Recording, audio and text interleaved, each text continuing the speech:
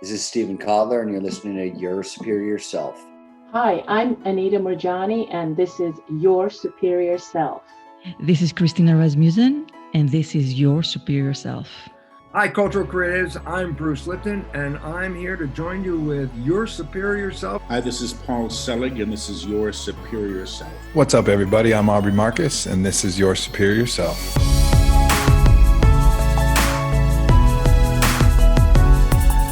What is up, beautiful people? Welcome back. I'm Trey Downs, and this is Your Superior Self. Thank you guys for taking the time to download. Thank you for taking the time to listen to this episode. If this is your first time listening, make sure to hit subscribe and leave a rating and a review. It helps me scale the show. It helps me get this out to those who may need it the most. And if you're returning from this loving community, make sure to share. That's how we spread the word about what we're trying to do here, trying to achieve awakeness, higher consciousness, and that access to the superior self. Thank you guys for everything that you do.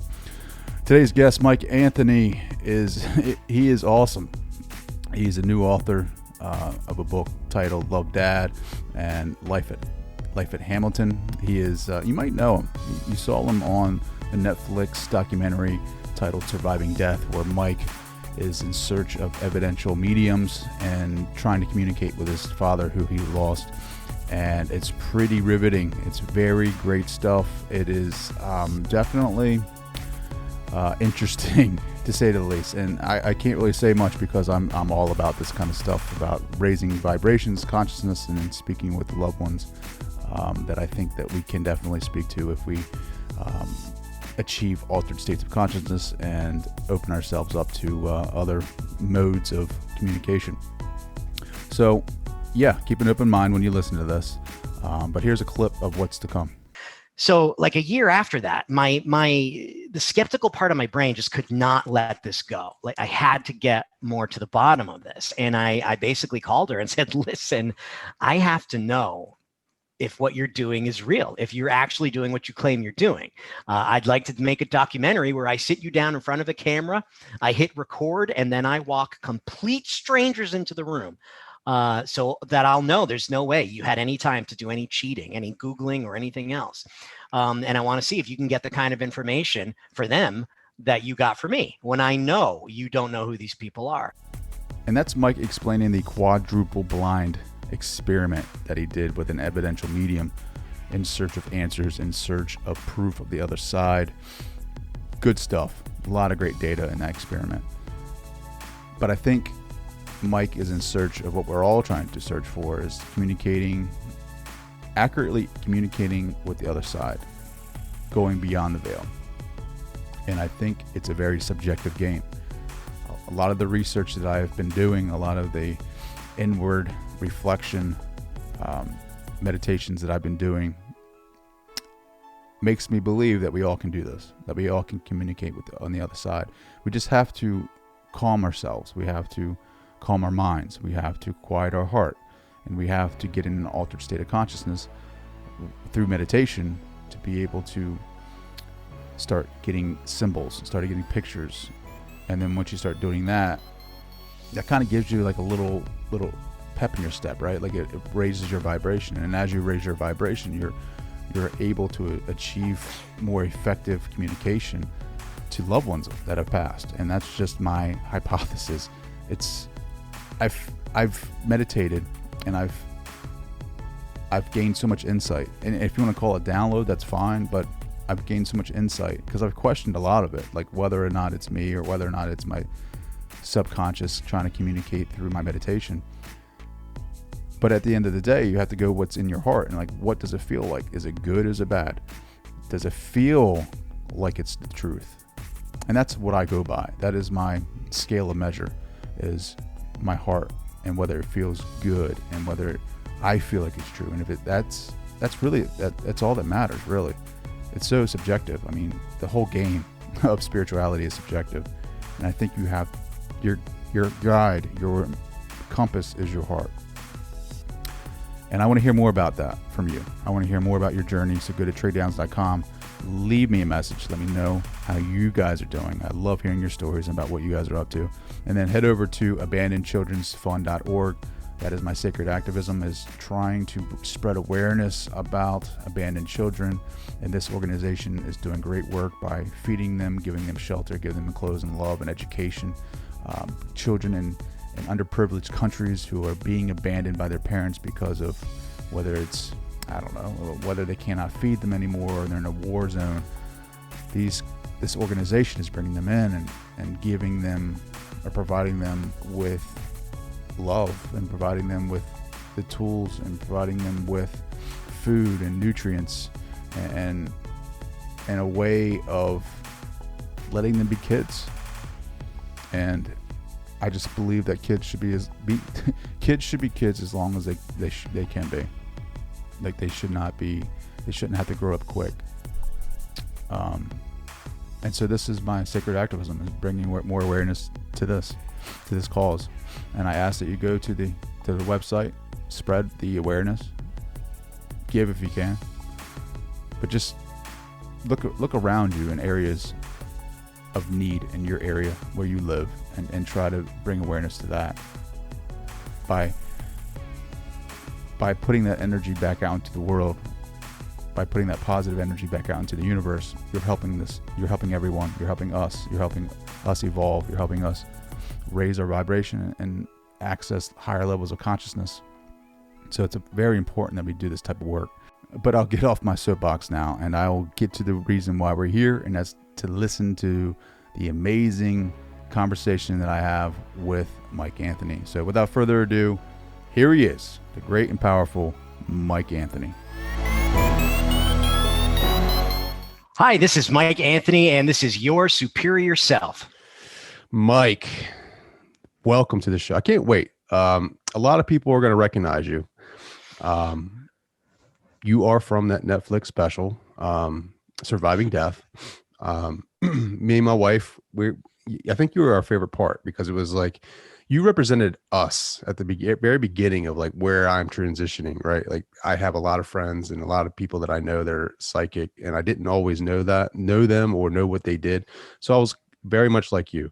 It's like golf. Like you hit that one good swing and you're addicted for life. Psychics are kind of like that.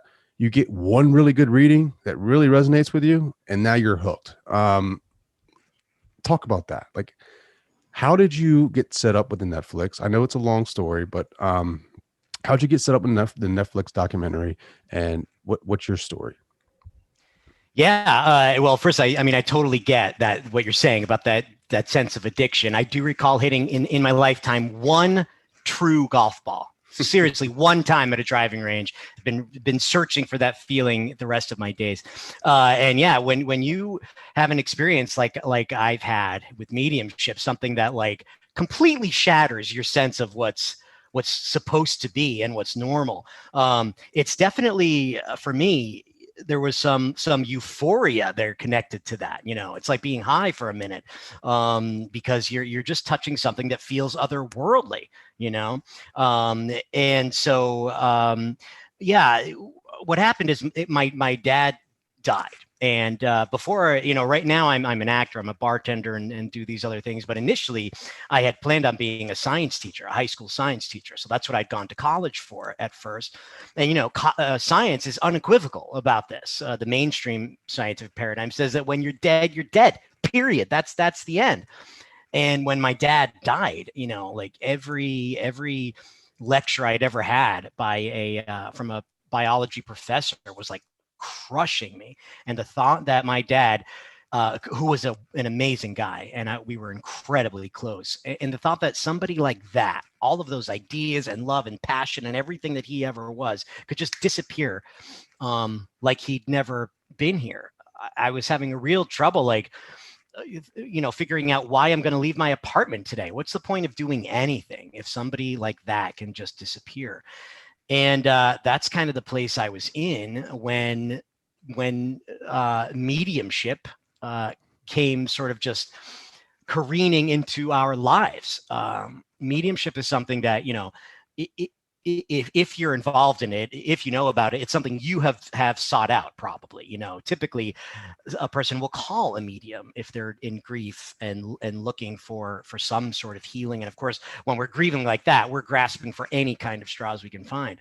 But in our case, someone who claims to be a medium, a complete stranger, a woman we'd never met, my dad had never met, claimed that my dad had contacted her, desperate to get a message to us, to his family, that he was okay. And this phone call came into my mom's house one night, like a day or two after we buried my dad.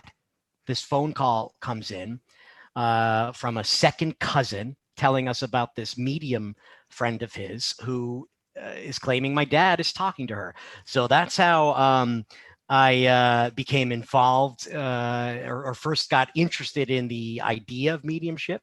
I knew about it from like television, from John Edward, and Crossing Over was a big show when I was in high school. But, I assumed that if there were truly anybody walking around the planet who could talk to dead people, I was sure one of my science professors would have said, oh, by the way, right after teaching us about like cell division and whatever, they would have said, oh, and yeah, there's some evidence that some brains are able to talk to dead people. But since no science professor had ever said that to me, I just assumed there could not be a whole lot to it.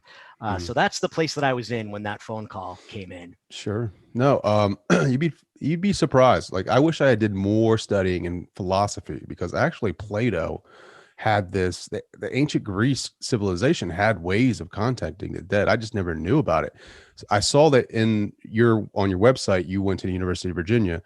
I've become, well, I call him my unofficial mentor. He might not recognize it as that, but Dr. Raymond Moody, who wrote Life After Lives, or Life After Life, he talks to me all the time about Plato.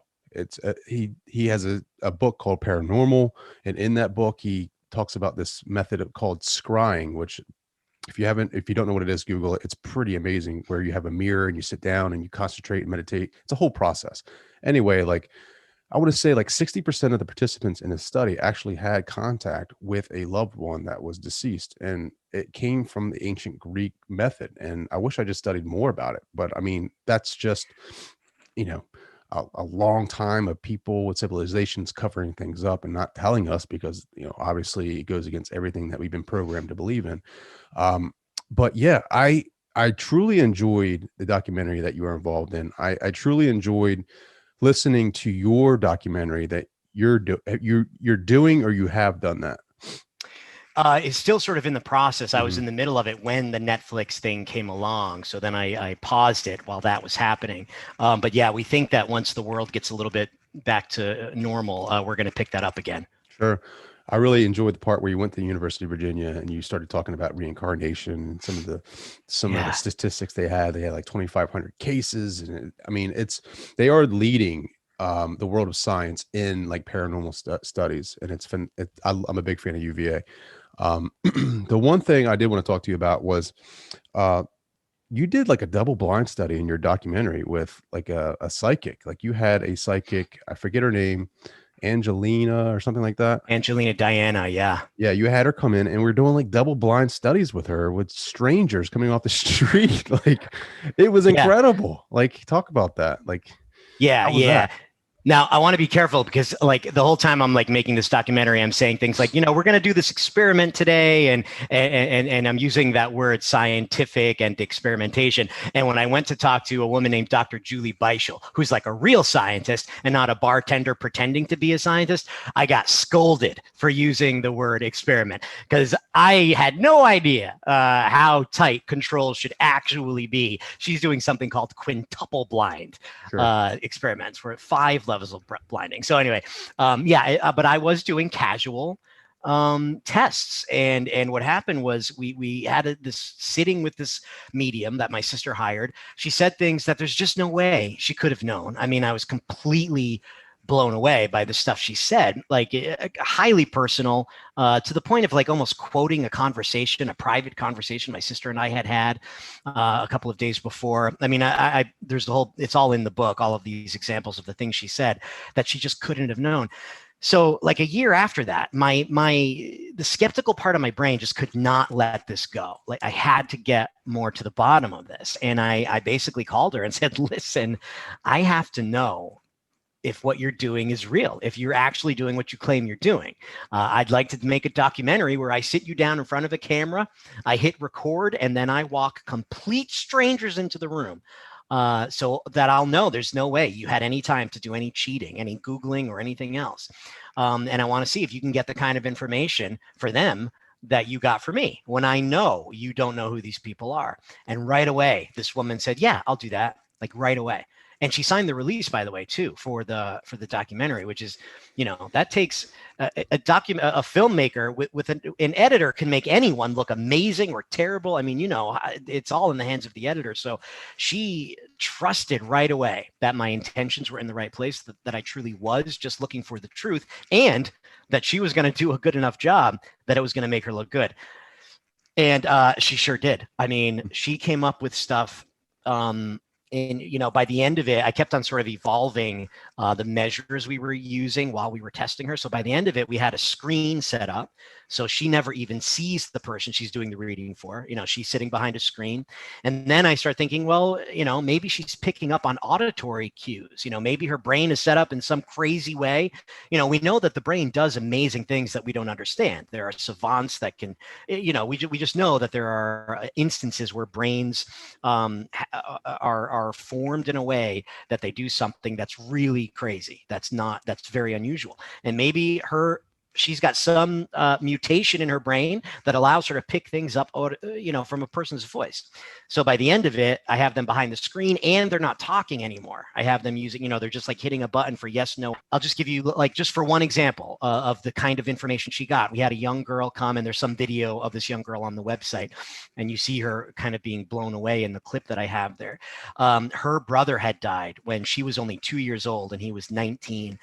And he was like, according to her dad, this brother loved this girl. He was like a fatherly figure to her, and just totally in love with his little sister. And then tragically, when he was 19, flipped his car on the highway and it exploded, and he died in this explosion of flames. So the girl comes in, and Angelina says, like, immediately. And again, this is at the point where there's a screen and no one's talking. And Angelina says, I have somebody here who feels like an older male figure to you. He has a fatherly type of an energy. And then she says, immediately after that, I smell gasoline. He died in an explosion. And I was like, well, I mean, if you're a fraudster, having that be your first guess and only guess, by the way, she never said any other mode of death, only explosion. If you're guessing at things, you'd be much better off saying, hey, is there someone in your family, a male, who maybe had like some heart problems?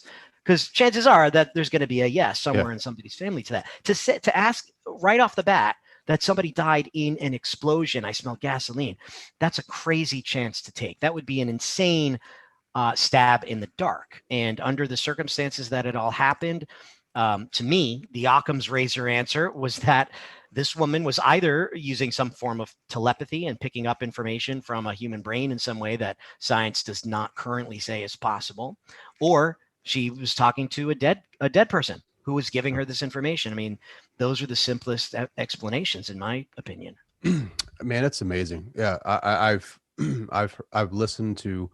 I'm in love with consciousness. I want to know more about it. I want to evolve my own consciousness.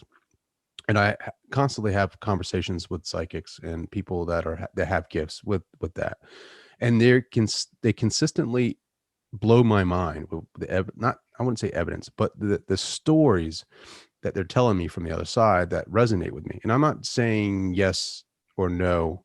I'm just listening. I'm just kind of listening to what they're saying. And I mean, I'm always getting hits, and it's not like, it's like what you said. It's like things that they're saying resonate because they're so specific to what, how I remember them, or what, was involved when I was around them. It's just incredible. And the paradigm needs a shift. I mean, you talked about science, the materialists, like, I get it. They're, they want to see evidence, hardcore evidence. They want to see, causal and effect. But I think we're at, we're at a crossroads. The paradigm needs to shift. I don't know how you shift it, but there are things that we cannot explain in this universe. The universe Yeah. is crazy, and it's like things happen, and I don't know. We're at Yeah. that crossroads. I mean, in my opinion, the evidence is available. Like there is hardcore evidence. When I went to talk to Dr. Tucker, Jim Tucker, who is the head of the Division of Perceptual Studies at UVA, this guy's like a brilliant psychiatrist, child psychiatrist. He's a brilliant guy, as was Ian Stevenson, the guy who started the division at UVA 60 years ago. He recently passed, but that guy, he was 35 years old when he was given the chairmanship, that's insane. He had published like 300 peer-reviewed studies. Papers in peer-reviewed journals.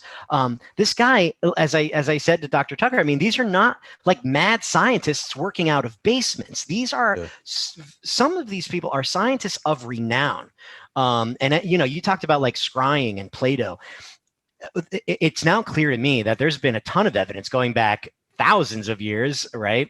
That has been sort of swept under the rug.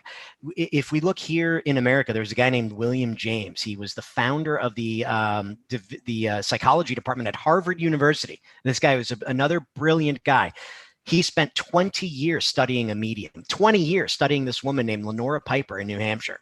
And that brilliant guy, after 20 years of intensely rigorous research, concluded that this woman was doing something genuine. And the statistics, you can go if you want and read all about these studies. But the evidence to me is clear. It's as clear as day that the universe does not work in the way that the materialist scientists believe that it does. And it's not just one line of evidence. There's like a ton of stuff out there. These kids who have these memories of previous lives, which is what Dr. Tucker spends his time working on. I mean, that evidence alone is so astounding that the book editor for JAMA, the Journal of the American Medical Association, one of the most respected, scientific medical journals in the whole world, when that guy finally took a look at one of Dr. Stevenson's case studies, he came away with the conclusion that reincarnation is the most likely explanation. Sure. The book editor from JAMA said that. And yet almost nobody heard about this. Almost no one heard about it. If JAMA came out tomorrow and they said, oh my gosh, you know what? We just found out that chocolate is not as bad for you as we thought. That would be splashed across headlines. It would be all over the place. But they come out and say, listen, it looks to us like reincarnation might be real. And it's like crickets. It's crickets. Nobody heard about it. So there's definitely something going on here beyond just a lack of evidence, because the evidence is there. The evidence is not lacking. It's there in so many different ways, in so many different places. There's a wall that's up. And that's what I'm sort of, what folks like yourself are kind of chipping away at every day, is this this wall that for a multitude of reasons has been put up. And for some people, it's just impenetrable. There are debunkers because at the beginning of this whole journey for me, I have great respect for science. I'm a guy of average intelligence. People who are super smart have my absolute respect. I mean, there are brains on this planet that completely astound me. And the whole time that I'm seeing these things that I'm seeing, personally experiencing, I'm wondering what I'm missing, right? If these super smart people are telling me that consciousness is something that's brain created, and that disappears when the brain stops receiving oxygen, I must be missing something, right? That's the only explanation. Since they're so smart and I'm so not, there's some way I'm being duped here. And that was nagging at me this whole time until something happened, and I write about it fully in the book. I actually hesitated to put it in the book because it's going to be so far beyond the average person's boggle factor, what Jim Tucker calls the boggle factor, that I worried people would read my book and then get to the end and think, oh my God, this guy's just nuts. But I had to put it in because it is the ultimate truth. And when it happened, by the way, I was sitting beside a journalist for the New York Times who also wrote about it. And she has to be, given her job, she has to be incredibly careful about what she publishes and even what she says. And she wrote about this as well. All I can say is I promise you it happened, and it's real, and it happens every Monday night, something happens that tells me without a doubt, I now know that no matter how smart any scientist is, no matter how many Nobel Prizes might be sitting behind them on the shelf, if they say to me there's no such thing as anything paranormal, or that we are, consciousness is created by the brain and that's that, I know that they're wrong now. I know that they're wrong. So you're gonna leave me on the edge of my seat. So this thing that I can tell you more about it. The thing that happens in the book happens every Monday. Yeah, I can tell you more about it. So their mediumship is, we can divide into two parts, and the Surviving Death goes into some of this. Surviving Death, the Netflix show. There's mental mediumship, which is what most of us are familiar with. That's where the medium is conscious. They're staying conscious, and they claim that they're getting messages in various ways that they're then interpreting and delivering to us. There's another form of mediumship called physical mediumship. And in that case, the claim is that the medium goes into a deep trance. So they're no longer in a waking state of consciousness. And in fact, the trance is so deep, typically, that the medium claims they don't remember anything at all. It's like they're going to sleep. Now, we can prove some aspect of this by using electroencephalograms. So we've hooked physical, including the one that I know and have witnessed this thing with.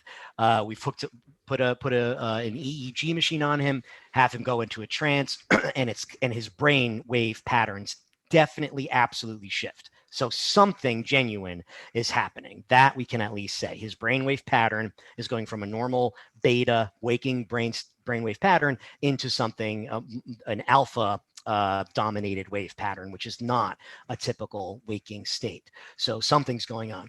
And then the claim is that once the physical medium is in this deep trance state, the spirit world, this is what they say, is able to manipulate the medium's body and use it to communicate directly, either by using the medium's vocal cords and speaking in their own words, or in the most advanced cases. Now, this is I spend a whole lot of my life now sort of whispering, like I get to this part of the story and I have to look over my shoulder.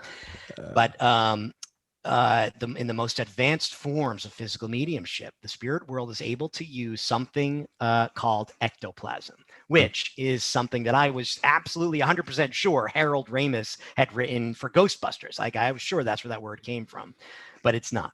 That is a word that was coined by a guy named Charles Richet. Speaking of Nobel Prizes, he won the Nobel Prize in physiology. So this guy did not win the Nobel Prize in astronomy or math. He won it in the study of the human body. And he investigated this stuff, even took it to a lab, looked at it under a microscope. I mean, this stuff is real. And it's some kind of a substance that, according to the world of physical mediumship, it's a substance that exists in everyone to a greater or lesser degree. Physical mediums are people who have an abundance of it. And so then the spirit world is able to sometimes use it to physically manifest in the room. So at 1 minute, you're sitting in the room with 5 human beings, and the next minute, there are 6 people there, and you're seeing them. I have a photograph in the book, and the only reason I put it in the book is because I am convinced of its authenticity. I went to England. I met the family of the guy who took that photograph. He recently passed away. But having met them, spent time with them, getting to know them, I have zero doubt, because there's just no reason for them to lie about this. There's none. They've never made any money on this. That photograph is real. And that is a photograph, but as crazy as it looks in the book, it looks like a woman standing there sort of in a silk robe or silk sheets. That is not. That is a person draped in ectoplasm, freaking ectoplasm.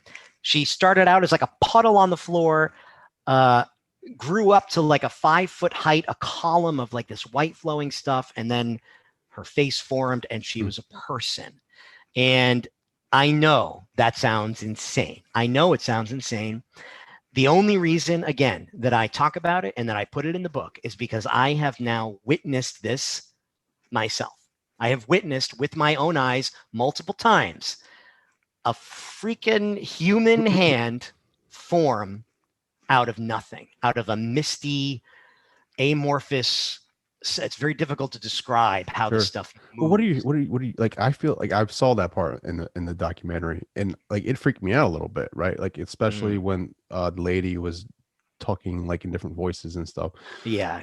I can do the medium stuff, but like when that stuff happens, it's kind of like, all right, what, it's kind of iffy. But you said you've seen it with your own eyes. Like what is going through your mind? Like I'm sure your heart is just pumping, like, oh my God, like this is happening. Like what is going through your mind when you see this hand? Yeah. I remember saying out loud, what am I looking at? I mean, I was totally blown. I mean, I had read about it because, again, this woman, Leslie Kane, the journalist for the Times, had written about it. So I'd known about what supposedly happened, and I trusted her word.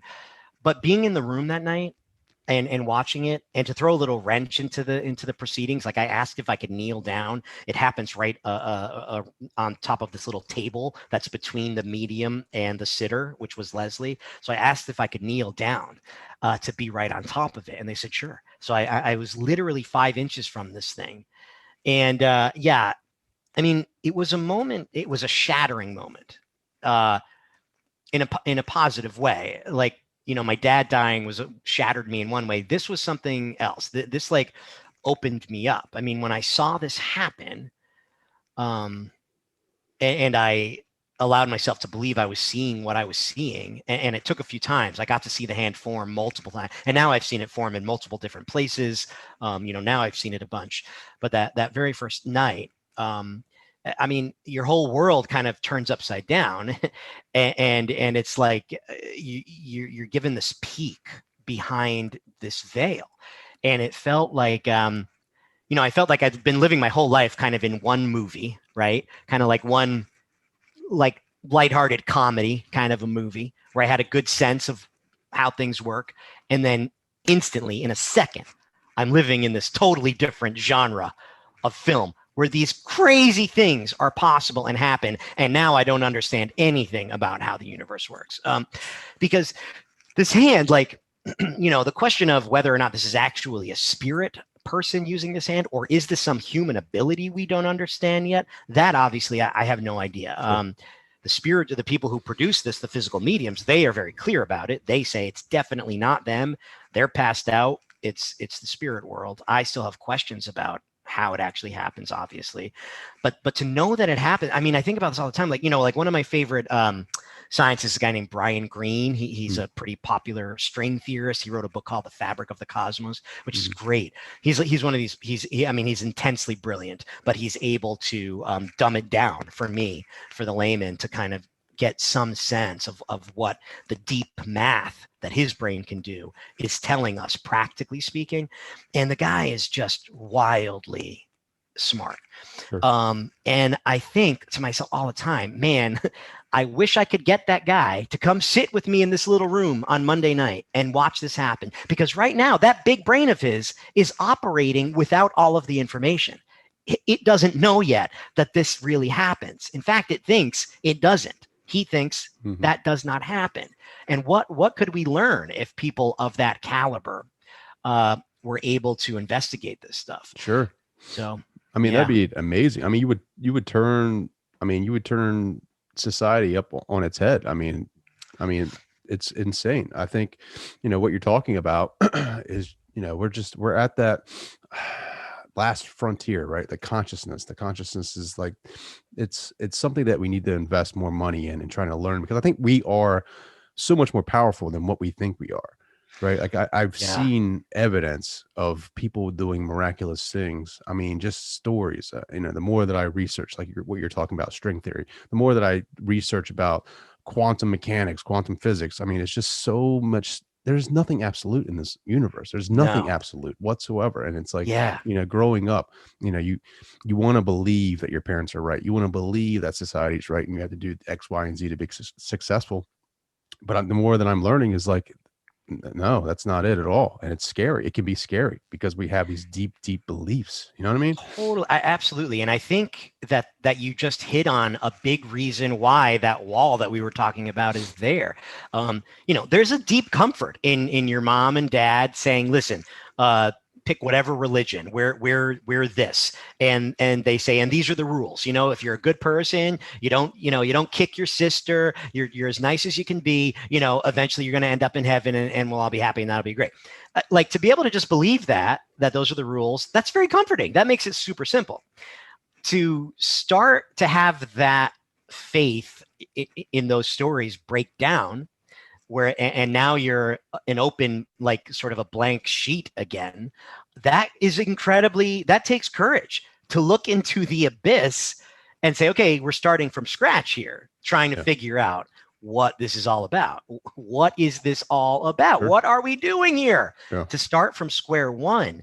Yeah, I totally get why that is scary. And I have to, like myself, there are definitely days where I have to like stop. I have to put this away for a minute and just like go to the store and buy some bananas and play with a puppy and just stop thinking about this stuff, because But it's hard to live here, right? Like, it's hard to live in this reality sometimes, especially when you see things like that and you experience things like, I'm a big believer in reincarnation. I mean, you read the near-death experience books and you're like, there's something to it. You can't have so many cases of near-death experiences, and they are different, but there's a unified, like this painting that they paint. It's like every single one of these individuals are having almost the same experience, but not quite.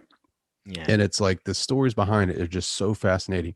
And then you talk about, talking to mediums and listening to their stories. And then there's just so many other things out there that have done it for me, that it's hard for me to be like, I mean, to live in this everyday life of like living inside of this mechanism that we are society, right? Like, I told my wife, I was like, man, if anything happens like with us, I'm going to India and I'm going to live in caves and meditate and try to figure out consciousness, because like it's hard. Like today, I get it. I get, my buddies are all kind of like, you need to start researching, Bitcoin and all this and that. And I'm started watching YouTube on it, and I'm like, I can't even get into this stuff, man. Like, I just don't care. Like, what I care about is advancing my consciousness and learning more about this stuff so that people can be more aware. Like, I totally believe in a collective consciousness, a collective unconscious, just like Jung did. And I believe that everything that I do contributes to that. Everything's energy. I believe that I do believe in the law of attraction. I believe that we create our own realities, and that you attract in your life, like your outside world is a reflection of the inside world inside of you. And it's tough. It's tough to go back, and live your life in a world that is very materialistic. I mean, I don't know if you have that problem now or not. Yeah. Oh, for sure. I mean, not as much as people who have had near-death experiences, though. Like that's something that I'm really fascinated by. And I've spoken with people who've had near-death experiences, and I've read all their books and everything. But I've actually, like, one of my favorite things to do now is talk to people, because now people know that I'm into this stuff. And I was out at a backyard party, and some guy was like, hey, come here. My nephew's friend's dad, it was my nephew's friend's stepdad, actually. He's like, hey, come here. And he's like, I died. And I was like, what? And he told me this, he told me this whole thing.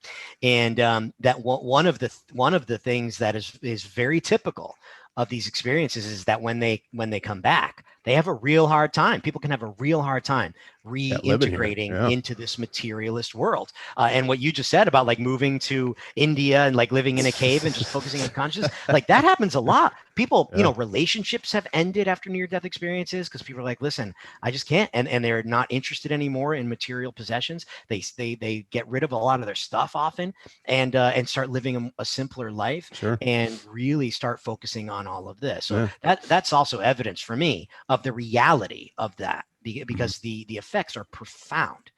People who have the neuroscientists say that these are hallucinations, that these are dreams, that it's an effect of an oxygen deprived brain, and blah, blah, blah. No dreams, no hallucination, no oxygen depravity has this lasting effect on people, because people like Dr. Moody and Dr. Grayson have looked into it. they've checked in with people who have had a cardiac arrest, people who have had a near-death experience and those who did not, and then followed them 5, 10, 15, 30 years down the road. And the people who have a cardiac arrest and then they're resuscitated but don't have any memory of an NDE, sure that they're glad to be alive again, and they might have a new appreciation for that, but it very quickly tails off and they become back down to baseline again. People who have a near-death experience during this, it affects them for the rest of their lives. There's no tail off, as far as we know, in the effect. And of course, I'm generalizing here. As you said, near-death experiences are as varied as there are people, but there are themes that are sort of overarching, and that's one of them, that it affects people for the rest of their lives. And you tell me how many dreams do that, Well, dreams, right? Like, so you're telling me, right? Like, I barely have like my dreams are all over the place. Like, all the time, right? Like I can remember my dreams, but they're all over the place. So you're telling me that all these people are dreaming the same thing. You know what I mean? They're having the same type of dream. Like, get out of here with that. Like, no. Yeah. I mean, but Raymond Moody is he's very scientific with his research. He's like, he'll tell you, he'll be like, yeah, I've gotten you to the pearly gates. I haven't gotten you on the other side. I haven't proven, I don't have data that supports life after death. I've just gotten you to what they experience up to a certain point, and then they come back, which I can respect that. Sure. Yeah. He's a scientist, and he's being a scientist. And ultimately, I don't know that we'll ever be able to say with 100% certainty that we survive death. The theory that some people have proposed is quote unquote super psi. If it's not actual life after death, it's an ability that some human brains have. It's basically unlimited psychic abilities. So they're able to pull information out of any brain they want to, out of the field, maybe, or the Akashic record, whatever word, the 0 point field, whatever words we want to use to describe the quantum energy field, that some brains are able to pull information out of that. And it's not actually survival of death. It's a function of a human brain. To me, the evidence, of course, that's possible. You can never again say with 100% certainty that that's not the answer. But to me, the whole of the evidence, the preponderance of evidence, does point to survival of beyond death. I mean, and one of the other fantastically fascinating aspects of NDEs are veridical NDEs, where someone has something happen that is later that they can verify, and Dr. Moody talks about these, and they're hard to find, obviously, but they are out there, and some of them are amazing. Sure. It's one of the ones that started Dr. Grayson on it changed his whole life and his whole career path, was when a girl who had been dead when he saw her, she had tried to commit suicide, I think, and she saw like this stain he had on his tie. He was down in the cafeteria at the hospital eating like spaghetti, got some bolognese sauce on his tie, got embarrassed about it. He was like a new doctor there in residency. So he stuffed it, put his lab coat on and buttoned it all up. And the next day when this girl came out of it, she was like, I guess, in a coma for a bit. When she came out of it, she said, yeah, I know you. I saw that stain on your tie. And there are tons of stories like that where people, Sure. They'll go down the hall, for instance, and maybe overhear a conversation word for word that their family is having in the waiting room at the hospital, while people are frantically trying to resuscitate them and we know the exact timing of all of this. If they're like on the operating room table and they're hooked up to all of the monitoring equipment, so we know the moment that their heart stopped beating and that all of this was going on. So there are some really fascinating documented cases, and people are slowly coming around. Like there's a guy named Dr. Parnia at Stony Brook, and he did something called the AWARE study, and they did not find the results they were hoping to find. That was the study where they put like something on a high shelf facing the ceiling that they're hoping someone who had a near-death experience would see. But as NDEers have said, dude, you think I was looking for your freaking symbol in the corner? I just came out of my body. I'm like, what the F is going on here? I was not looking for your symbol up in the corner. But anyway, Dr. Parnia has come away from that study, and he was like a real materialist scientist from what I can gather before this. He came away saying, you know what? There's something going on here. We got to study. even though they didn't get the results they were hoping for, something happened that made him think, okay, I don't understand that. And so he's now on the other side of this thing. Wow, that's awesome, man. Like, where are you at now? Right. Like, so, I mean, you started this journey. You were kind of like that skeptic, like open-minded skeptic, intellectual skeptic. And now it seems like you're bought in on this.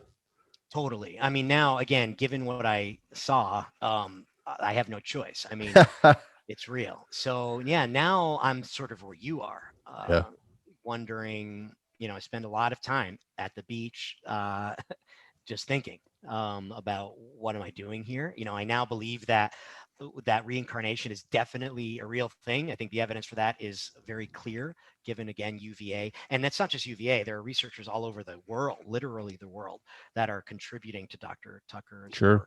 work. Do you ever try like meditation? Do you ever try to reach out and talk to your dad? Because you have a book out titled Love Dad, and it's about that experience.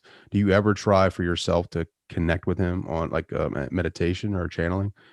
Yeah, I've recently started doing some meditation, like maybe a year and a half ago. I've started meditating. I'm a bad meditator.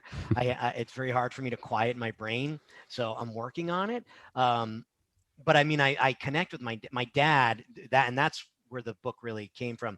He instigated all of this stuff. My dad, as it turns out, is like a master at getting signs back through whatever the veil is between wherever he is and where we are.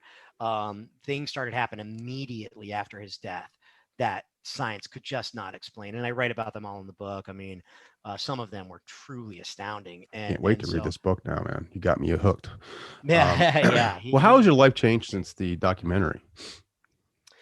It's changed a lot in that it's really my sole focus now is thinking about this. As I said, like I now think that we live lots of times, and to me, the evidence suggests that we decide to do that. Like it's a choice to come back. And why did I do that this time? What am I, what am I here for? Why did I'm trying to remember. Yeah, I mean, it's totally. Have you ever gotten your Akashic records done? Like, have you had that reading yet? No. Oh, dude, you're missing out. You got to do that. You got to find somebody. I know a person. Oh, it's awesome. Yeah, I'd love to. Because like obviously the Akashic records is supposed to be like, everything, Edgar Casey was pulling from these, like it's everything that's ever been collected. That is, the past and the future, everything. And they pull from that, and they kind of, they can basically tell you, maybe not what your destiny is, but what you're doing right now. And if that equals to what you should be doing, I mean, it's pretty powerful stuff, man. Like, yeah, I'll check it out. I mean, just to think that, just believing in that there is, we come back here life after life. We choose to come back, whatever that order is. I don't know if we, how that works, but it's all for development, right? Like for our higher self, our superior self. And we're trying to get better. We're trying to, evolve as a being. I mean, I enjoy that more so than thinking that I got to be perfect one time, go live up in heaven for eternity, sitting on a cloud, just hanging out. Like I'd rather keep coming back, you know what I mean? Regardless of what that life looks like, but just keep coming back and getting in the game. And totally. Yeah. You know what I mean? Like, yeah, people say to me all the time, cause I'm involved with a lot of people who are very spiritual, and they spend a lot of time thinking about this stuff. And they're like, we're all one, man. We're all one. Ultimately we're all going back to one. And I'm like, I don't know. That sounds kind of crappy, man. Like if I'm all like, if we're all just one, like who do I call to have a pizza with on Friday night? It's just me, right? Like ultimately, if we're truly just one, and I can imagine if that was the case, no wonder we're doing this thing, man. We would have been bored out of our mind if it was just me sitting in space, just one with myself. That would get boring pretty fast, I think. Have you ever read Robert Monroe at all? Yeah, I have. I not yet. I have it sitting. I just got it out of which body, one? The Out of Body guy. He's got a trilogy, right? His last book is you have to read the trilogy, but his last book is a good. He wraps it up pretty good, really nicely in that oneness talk. Like, okay. He doesn't prove anything, obviously, but his experiences are very insightful for us. Like if you believe in that sort of thing, which, you know, at the very beginning, Robert Monroe thought he was going nuts. Like he thought he was crazy. Like he didn't know what was going on. He's like, you know, doubting himself. He's going to see psychiatrists. He's going to see doctors. He's thinking he has cancer or tumor or something. And they're like, no, Bob, like you're good, man. Like I don't know what's going on, but you're A-okay. You're a clean bill of health. And so instead of running from it, he, you know, and I'm sure you know all this, he investigates further. He does scientific studies on himself and creates HemiSync. And this is like an actual technology that we use today to help produce out-of-body experiences for the average Joe, for you and I, right? But I mean, we still got it. We need help in that. Like Tom Campbell, who is he's got like, it's funny, his HemiSync is like the Lamborghini of HemiSync. He $30, you can get it online. And I'm telling you, dude, this HemiSync is legit. Like it's like it puts you in different, it unifies the brain, right? Like from left and right brain, it you know, hemispheric synchronization. And I haven't had a full out of body experience yet. I'm still trying, right? Like I want to achieve that one day. And he has like you know, programs where you can invest your money and try to produce this for yourself, like, you know, online, like Zoom, you know, for like a week they do the HemiSync and they try, you know, a lot of people, it's happened for a lot of people. But to experience that, like, it's interesting, you know what I mean? Like, it's pretty intense. I've had just a couple of lucid dreams in my life, you know, where you wake up in the dream, which is you know, something similar, maybe a precursor to Monroe, what Monroe and others are doing. And those are like the best dreams of my life. And I remember them, you know, because you're in control, man. You're in total control. You could do anything you want. Yeah. Sure. Yeah. That's awesome, dude.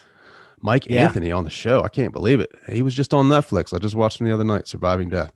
How can people connect with you? MikeAnthony.com is the website, and people have been sending me a ton, especially since Netflix, a ton of their own personal stories, which I love. I love getting. I haven't gotten back to everybody yet, but I do read them. You know, people blowing my mind every day. So please feel free to email me with anything like that.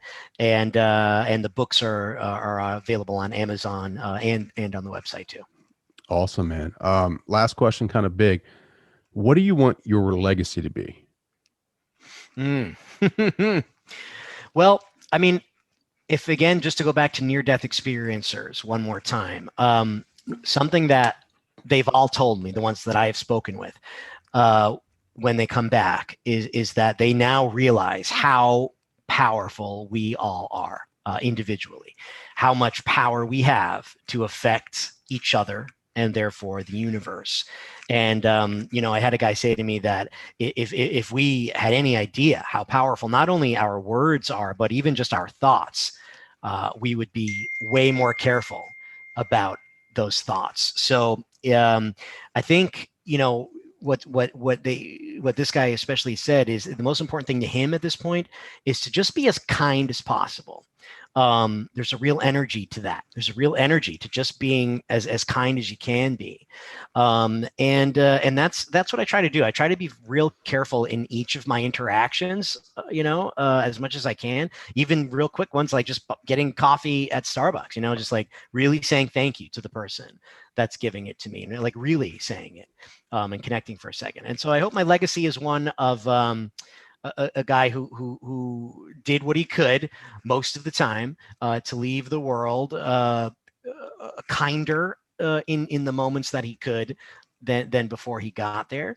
And also think it's important that we maintain our sense of humor about all of this stuff. You know, I think that's I think humor is here for a reason. You know, I've always felt like there's something special about humor. I remember finding like Robin Williams when I was a kid, and like I'd be on the best, and I'd be on the playground and people would be like, you know, making fun of each other and hurting each other. And as a young empathetic kid, I was really troubled by all of that. But then finding Robin Williams, I was just like thrilled to find out that the universe also had that in it.